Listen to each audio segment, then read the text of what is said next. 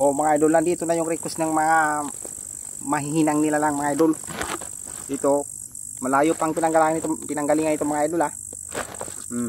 Kaling pa ito ng Burias Island. Ha? So, pagbibigyan ko kayo dito mga idol, kahit medyo magastos, pero pagbibigyan ko kayo kasi request to ng marami. Masarap to mga idol oh. Mabango. At marami to mga idol. Pubuksan ko na mga idol. Masustansya daw to mga idol na prutas na ito, pero bibihira ito makita dito sa Pilipinas.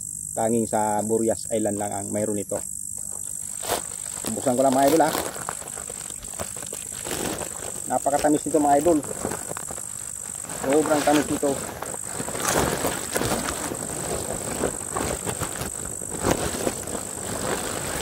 Prutas na mga idol. Ayan o. Oh. Sabi ko sa inyo mga idol, kung ngayon lang kayo makakakita nito. Oh, ayan na. Oh. Napakatamis nito talaga mga idol. Napakamahal nito. 1.5 yung kilo.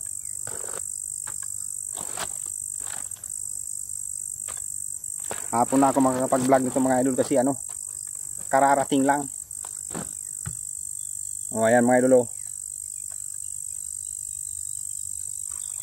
Hinog na siya mga idol. Ganyan siya mga idol kapag hinog na oh. Oh ayan oh.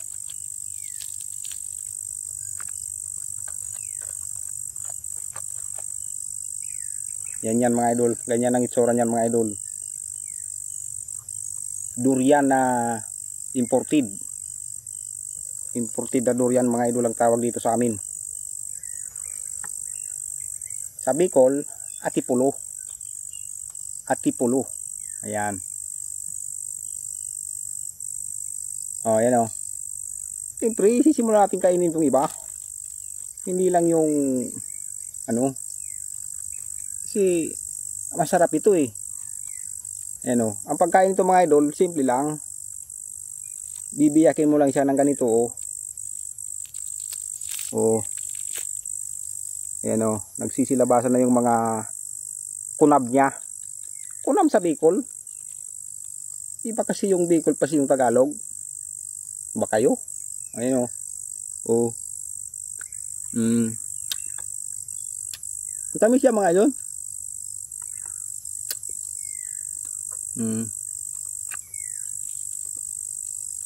Parang langka, kaya lang orange na orange yung buto niya, yung